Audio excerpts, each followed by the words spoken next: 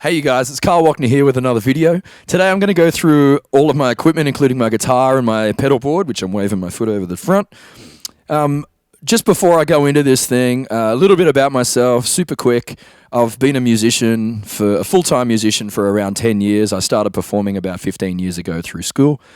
And, school bands like we all do. And anyway, I think I've got a decent amount of experience to be able to at least shed some light on some information for some people. I get a lot of questions regarding my pedal setup. I do a lot of live looping, and particularly also my guitar tone, and just what my settings are and kind of how I approach my gigs. So that said, everything that I say in this whole video is all totally what I've come to realize over my experiences, my personal experiences with all types of stages, all types of equipment, and when it all boils down to it, you might not agree, and that's totally fine. But this is my opinion, and let's get into it. So I'm going to start with my guitar, and then I'll go through my pedals in the order that the stuff flows out of this cable here. So this guitar is an Australian brand. You might have heard of them. They're killer. They're called Maton guitars. I absolutely love them. I've played the top 20 guitars that everybody knows of around the world, and a lot of boutique guitars as well. And the thing about Matons, apart from the fact that they sound pretty good anywhere you go, and by pretty good I mean they sound amazing, Matons, in my opinion, have the best pickups in the world, the best acoustic pickups for a live setting, you guys. The pickups, the piezo pickup in here, every one of these little pins sits on the piezo pickup and makes contact with it, and so it gets a beautiful sound, super flat. So there's no mic in front of this is just the DI sound.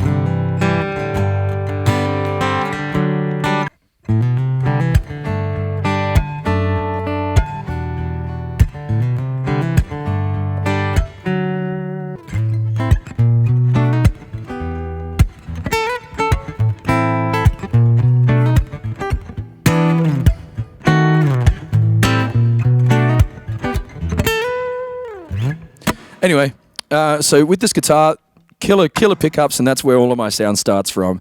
I can't stress how important it is to have a really good pickup in your guitar, especially if it's an acoustic guitar like this. I do a lot of beatboxing on this microphone. I'll talk about that later. But on my guitar, I also use a lot of percussion sounds. Obviously, this is a smaller than average guitar. They call it a mini Maton, so it's just a mini size guitar. Maton make all sizes. In fact, this is your standard Dreadnought, if you can kind of see the size comparison between these two. But I just happen to like this one for my live stuff. It's really cute, it's tiny, I can bend. You know, it sounds beautiful, and I kind of personalized it with my little red glasses there, so yeah. Alright you guys, let's talk about pedals. From my guitar, okay, out of my guitar, straight into Boss TU3 chromatic tuner, right here, the white one. The thing I like about the Boss tuner is the fact that it's really bright. You can see the LEDs, the lights on there, showing me exactly, if I'm in tune or out of tune. And it's really handy if you're on a stage that's got a lot of lights, or if it's a sunlight kind of gig, if it's daytime. I find it hard to read a lot of other pedals, but it's very accurate, very simple, and I really like it. All right, after the pedal, you might notice that I've got this particular order side by side. This isn't the order that the signal goes. So my guitar goes straight into here. Out of the tuning pedal, it goes into this multi comp over here. Now, EBS are a fantastic brand. They make particularly bass guitar pedals. But this specific pedal I absolutely love because it's a dual stage compressor. So I think that's what they call it anyway. But you can set your compression and your limiter up here, and then you can set your gain. So usually a lot of compressor pedals, as soon as you saturate, as you bring the compressor up, it also boosts the volume. Whereas this, I'm able to set the volume to where I want it and to set the compression or limiting settings, which is super handy. And I use it a lot when I'm sort of finger picking. So if I'm strumming the guitar, I'll have it off.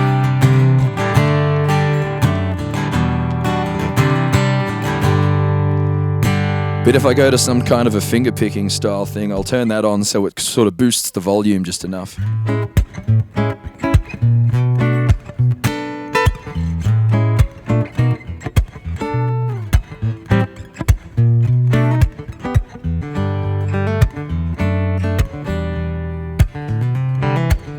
that's without it.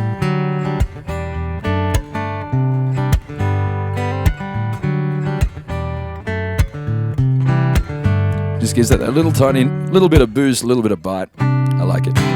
Anyway, so we go tuner, compressor. I go straight out of my compressor into my RC Booster. It's an Xotic Pedals RC Booster Xotic. I absolutely love them. I've been struggling for years to try and find an acoustic overdrive, which is pretty much non-existent because overdrive pedals, like many other guitar pedals, are designed for electric guitars. Like this, for example. But electric guitars have got a narrower bandwidth, which means if you think of a big line, down here is all the bottom frequencies, all the bass, and up here is all the top high-end frequencies like the treble, right? Electric guitars kind of have a bandwidth like in here somewhere, whereas acoustic guitars, if you plug them into the same thing, acoustic guitars have more bottom end, more top end. So what happens when you try and overdrive an acoustic guitar is the pedal is designed to work with frequencies here. An overdrive pedal is designed to work with frequencies here. Whereas if you're sending frequencies from an acoustic guitar and it gets all these ones down the bottom and all these ones up the top, that's where it sounds kind of hairy. So the tricky part for me was looking for a pedal that I could boost in a certain way and EQ in a certain way that I could get a decent overdrive tone out of my acoustic guitar. And also without feeding back, which typically happens when you overdrive an acoustic instrument. So.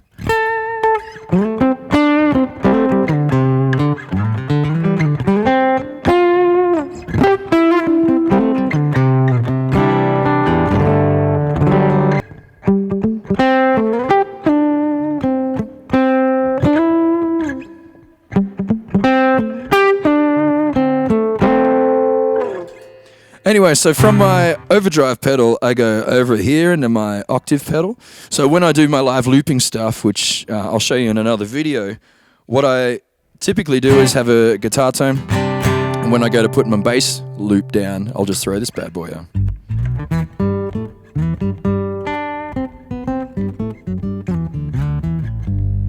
Anyway, it sounds really cool. The thing I love about this particular pedal, the Super Octave OC3, so it's a Boss pedal, is that you've got two different volumes. You've got a direct volume, which is the through signal, which is just the standard acoustic guitar signal.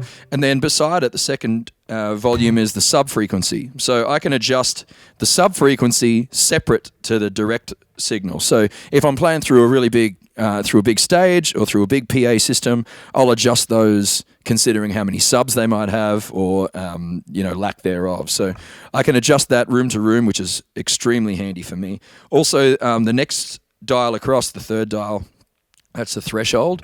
So if I turn that all the way up, then every single string that I hit, even the high ones, will have the octave effect on it. Whereas if I turn it all the way down, or almost all the way down, then only the low strings will have the octave. So I like to set it around the middle because sometimes some songs I'll play something like.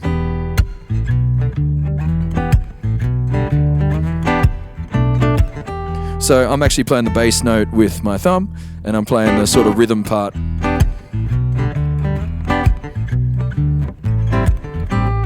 With the top of my fingers. And the cool thing about the octave is the octave will only kick in on the bottom couple of strings. So it sounds kind of like I'm playing bass guitar and guitar at the same time. So that's why I love that pedal. And then from there, I come over here to the Line 6 M5. Now, this I like this pedal just because it's got a bit of everything on there. I use this as my Wildcard. So most of the time, if I'm just sort of noodling around playing a solo or something, I'll just have a tap delay setting. So.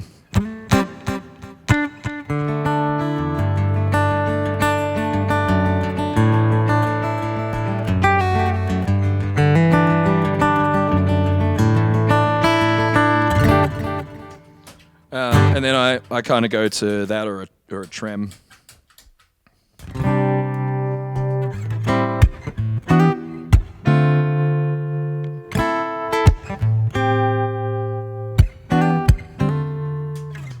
But yeah, essentially that pedal for me is just kind of a wild card. You can put flanges on there. You can put vibrato, obviously trem and delay. You can do some overdrive stuff and some cool reverb stuff.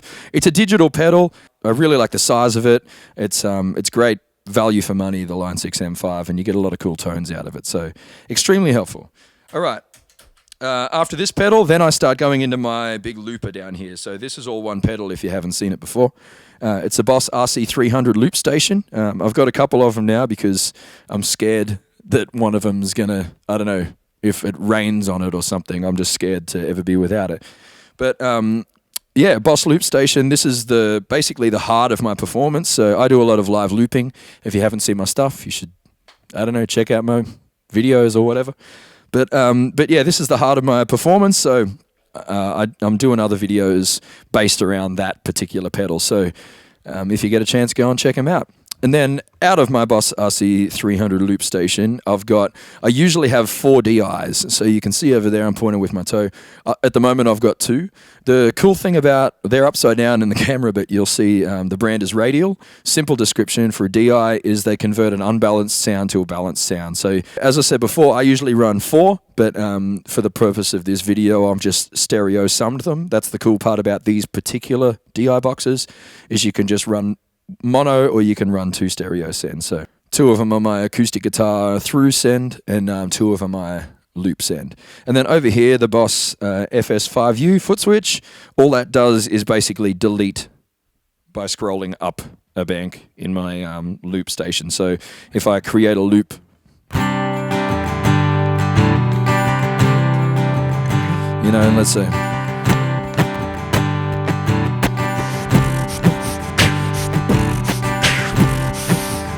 let's say it's a simple loop or whatever.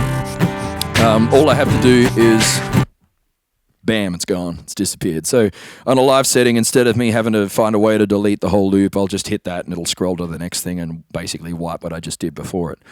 So that's it. That's my whole pedal board. Right, before we go, you guys, I got to tell you about my pedal case. I have a surprising amount of requests to know where I got my pedal case from. This is actually a custom.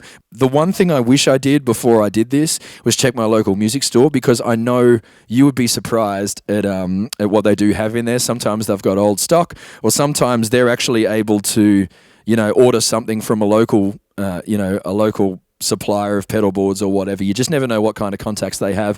And you know what you can't put a price on is the fact that you actually get to talk to somebody and take your pedals in and say, hey man, how am I going to fit this into something? Music stores have musicians in them, and they have people who know a bunch of stuff about a bunch of stuff that you need. So don't ever discount your local music store, you guys. I promise you won't regret it, and you build a really good rapport with them. So try and get all of your stuff through there. These microphones that I use live all the time, this is just a Shure SM58 with a switch on it. I find the switch extremely helpful for when I'm looping, and to stop feedback coming back in and going back in through the loop when I add layers. So I just literally switch the switch off when I'm not using it, switch it back on when I do. This microphone, I've had it for quite a while. It's an AKG D7. I love it. It's a hypercardioid dynamic microphone. Cool thing about it, it's similar to a Beta58 if you like Shure microphones. I just like the underdogness of AKG, and for me and my voice, I think it sounds really great. And I enjoy that you don't really have to EQ very much into it on the stage. And then also a very recent addition, let me try and pull one of these out, are my little custom in-ear monitors. If you don't know about in-ear monitors, you got to check them out. They're a necessity, especially if you're a live looper or play with a band, or just have, basically if you do gigs, you need to have this option, I think, as well as stage monitors. If you need them, you can decide what to use. But these are by Alclair. Alclair Audio, you should check them out. They're fantastic. Thank you guys, by the way. And let me just show you I got my little logo on these bad boys. I'm pretty stoked about it. You can see it right there. Anyway, that's it. Thank you guys for listening to this video. Check out my other ones. Good luck and happy playing. I'll see you soon.